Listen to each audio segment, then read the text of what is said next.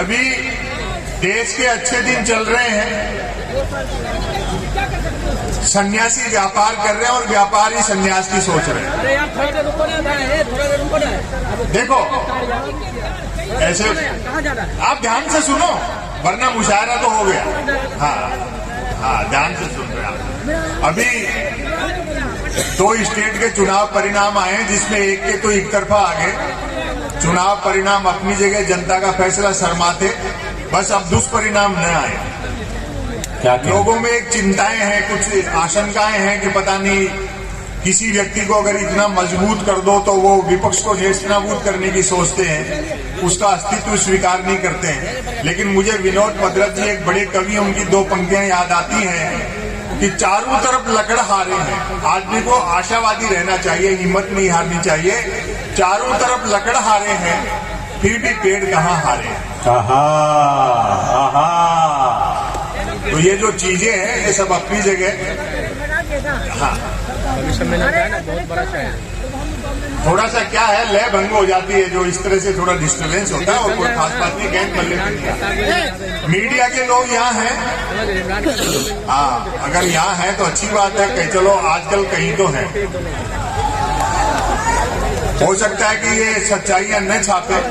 जिस आप कवियों ने, शायरों ने जनता को जगाने के लिए कुछ इस तरह की बातें की, कुछ इस तरह का छापते हैं आजकल मीडिया वाले।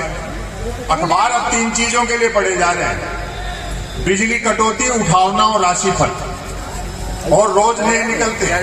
एक दिन तो अखबार के दफ्तर से 2 लोग आ गए, बोले संपत सरल जी नया अखबार लॉन्च कर रहे हैं, आप भी ग्राहक बन जाओ। क्योंकि अखबारों का कोई पाठक तो बनता नहीं, ग्राहक ही बनते हैं। 1 रुपए में 16 पेज। ये क्रांति चेतना की धरती है बिहार, इसलिए कहना चाहता हूँ, ध्यान से सुनो और गौर करो। 1 रुपए में 16 पेज। मैंने कहा भैया रुपए चाहे 1 की जगह 2 ले जाए, लेकिन 16 पेज खाली दे जाए। फिर मैंने रिसर्च की कि इतने अखबार बिकते कैसे। तो अचानक एक दिन अखबार के दफ्तर से फोन आया कि संपत सरल जी आज आपका नाम हमारे अखबार में छपा। मैं बड़ा खुश हुआ, जी आपका अखबार कहाँ मिलता है? बोले हमारा अखबार कोई होकर नहीं बांटता, जिस किसी का नाम छप जाता है दिन भर वही खरीद कर बांटता। और टेलीविजन का तो यह हाल है कि प्रधानमंत्री कदम ताल करते हैं तो टेलीविजन वाले उसको मार्च पास्ट बताते हैं। वाह वाह। जिस मीडिया को जनता के लिए मोमबत्ती होना था, वो सत्ता के लिए अगरबत्ती हो गई। वाह वाह वाह वाह वाह वाह वाह वाह वाह वाह। भाई ये है क्या अंधेरे दौर में यही एक ऐसा दिया है जो थोड़ा टिमटिमा रहा है। हाय हाय। और आप लोगों पर बड़ी जिम्मेदारियां हैं इस देश की, और अब लोगों को रास्ता नहीं सूझ रहा है। मैं तो आपको सच बताऊं, हमने तो 2019 में टेलीविजन का कनेक्शन कटा लिया था, और इतने डरे हुए हैं कि बंद स्क्रीन भी ढक करके रखते हैं। वो शाम को प्राइम टाइम पर बहस आती है ना, 4 जन बहस ही आते हैं, जैसे कभी अवध के नवाब मुर्गा लड़ाते थे। एक मुद्दे का समर्थक, दूसरा मुद्दे का विरोधी, तीसरा बुद्धिजीवी दोनों को हड़काने वाला, और चौथा एंकर तीनों को भड़काने वाला। क्या अच्छी तस्वीर की बात अच्छी लगे तो मोहब्बत देना।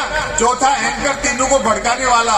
बहस होनी होती है गरीबी की रेखा पर, और करते रहते रेखा की गरीबी।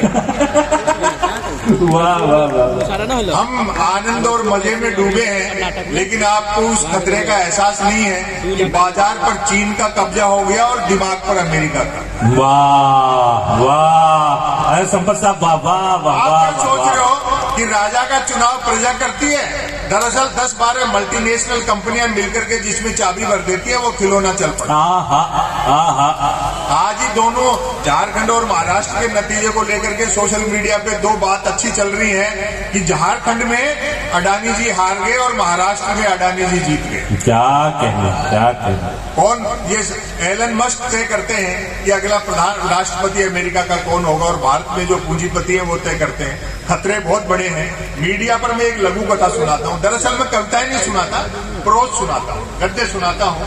मैं एक निवेदन कर दूं कि जिस तरह की मुद्दों पर मोहतरम संपत सरल साहब बात कर रहे हैं, इस दौर में इन मुद्दों पर बात करने के लिए बड़ा जिगर चाहिए, और आपकी जिम्मेदारी बनती है कि आप उनका भरपूर समर्थन करें। एक बार पुरजोर तालियां बजाएं। जनाब संपत सरल साहब आपसे मुखातिब। बहुत अच्छा सुन रहे हैं, और मैं किसी भ्रम में नहीं हूँ। दरअसल लोग मुझे सुनने नहीं आते, कवि सम्मेलन मुशायरों में मुझे देखने आते हैं कि देखें तो सही इस दौर में सच बोलने वाला दिखने में। आहा आहा आहा आहा। ब्रेकिंग न्यूज, 5 लाइन की लघु कथा, खबर कैसे तानते हैं। आत्मनिर्भर नामक राज्य में डिजिटल क्रांति भले ही होने को थी, पर न्यूज क्रांति हो चुकी थी। न्यूज चैनल खबरें तलाशते नहीं, गढ़ते थे और देते नहीं, फैलाते थे।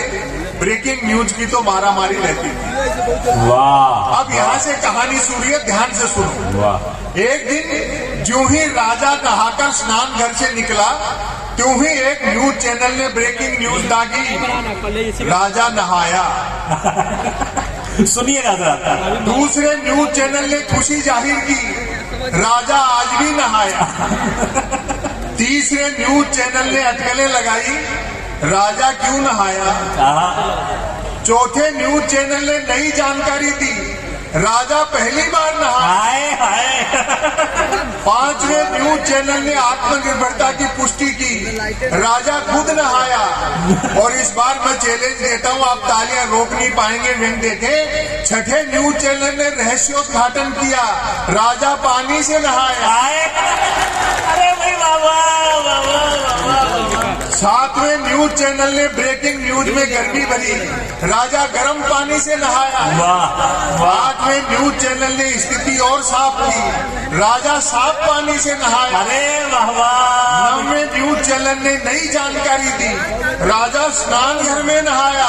वाह। 10वें न्यूज चैनल ने राहत भरी ब्रेकिंग न्यूज चलाई, राजा आज तो नहाया। और आपको सच बताऊं, जैसे मैंने सुना के खत्म की, सामने से एक श्रोता खड़ा हुआ, उसकी बात पर आपको और ज्यादा मजा आएगा कि लोग फर्क पड़ता है, सुनने से सोचते हैं। बोले संपत सरल जी, इसमें 11वीं ब्रेकिंग न्यूज और जोड़ो, राजा गीले पानी से नहाया। भाई पूरी मीडिया का चरित्र चित्रण कर दिया। जिंदाबाद जिंदाबाद। वाह वाह वाह वाह वाह। मैं मीडिया को, दरअसल मीडिया का चरित्र हमेशा से ऐसा रहा। आप क्या सोचते हो, जनता के मुद्दे उठाते हैं? ऐसा नहीं है, वो अपना धंधा पहले देखते हैं। धंधा पहले देखते हैं। संपादक की कुर्सी पे ऐसे आदमी को हाथ में चुम्बक दे के बिठा दी और कह दिया, भैया देख इस घास में सुई नहीं जानी चाहिए। भ्रष्टाचार का तो ये हाल है।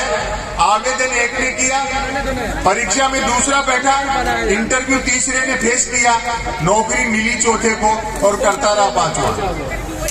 वेतन छठे ने उठाया और पेंशन हुई 7वें की।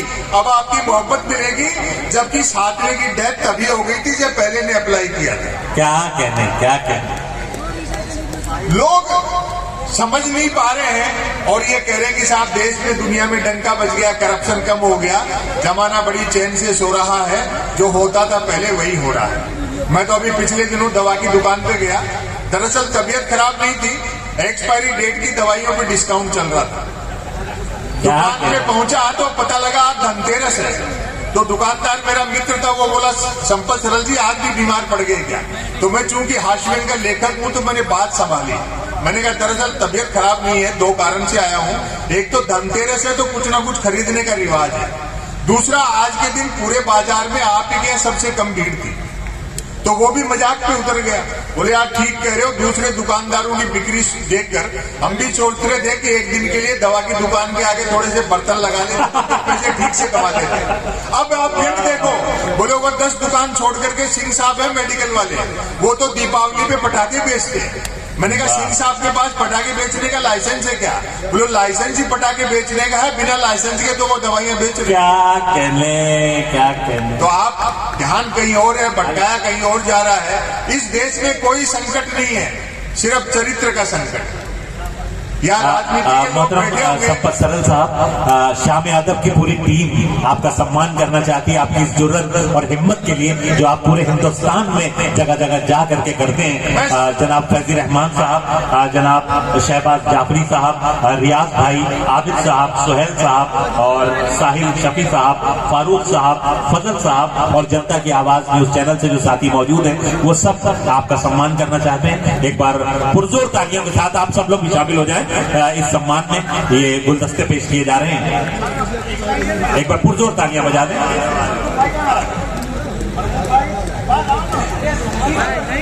और मैं गुजारिश करूंगा जो साथी आगे हैं वो प्लीज पीछे अपनी जगह ले लें, क्योंकि इसके बाद हमें अपनी गजल की रिवायत के एक बहुत मोहतरम शायर इज्जत माब चरण सिंह बशर साहब को सुनना है और इस मुशायरे को उसकी मेराज तक पहुंचाना है। गुजारिश है कि थोड़ा थोड़ा पीछे होकर बैठ जाए और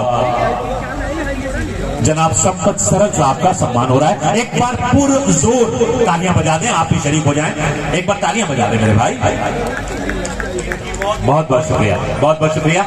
बस सारे भाई लोग बस भाई बस हो गया।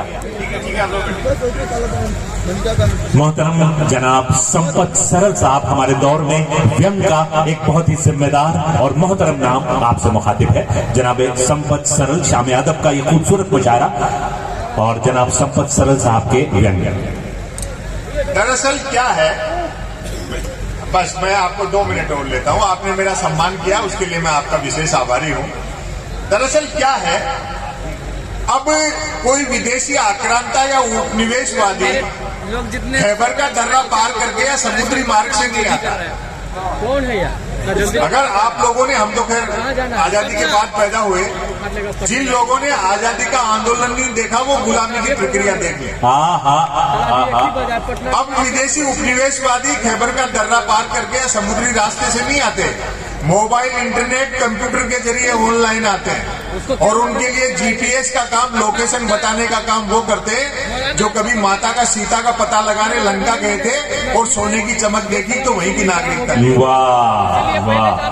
पूरी दुनिया इस समय कॉरपोरेट के कब्जे में है। 2 चीजें हैं, बाजार और बाजारवाद। दोनों में अंतर यह है, बाजार का मतलब है जरूरत के हिसाब से चीजें बनाना और बाजारवाद का मतलब है चीजें बना करके जरूरत पैदा करना। वो हमास और इजराइल की लड़ाई हो, चाहे यूक्रेन और रूस की लड़ाई हो, हथियार बना लिए, अब लड़ाएंगे नहीं तो खपेंगे कहाँ। जिंदाबाद जिंदाबाद। वैक्सीन पहले बना करके महामारी बाद में पैदा की जाती है। दुनिया सारी उस दौर से गुजर रही है। एक रचना मैं आपको सुना दूं, समय की अपनी सीमाएं हैं, फिर बशर साहब को भी सुनेंगे हम। आप इतनी देर एक छोटी सी रचना सुना, मैं इसका टाइटल पढ़ता हूं। दरअसल मैं बता रहा था, इस देश में कोई संकट नहीं है, सिर्फ चरित्र का संकट है। पता ही नहीं लग रहा नेताओं में कौन किस पार्टी में है, किधर चला जाएगा, किधर से आ रहा है, कहां जा रहा है। हाँ, अभी तो मैं कहना नहीं चाहता, आपने कह दी। अभी तो कुछ लोग मुझसे शिकायत कर रहे थे, साहब इस बिंदु पे भी बोलना कि एनडीए की सरकार का जब गठन हो रहा था तो नीतीश कुमार जी ने प्रधानमंत्री के पैर छुए। हाँ, मैंने कहा ऐसा नहीं है, गठबंधन की अपनी मजबूरी है। हो सकता है प्रधानमंत्री ने उनसे ये समझौता किया हो कि खुले में आप मेरे छूना, अकेले में मैं आपके छूऊंगा। अरे बाबा, अरे बाबा बाबा बाबा बाबा।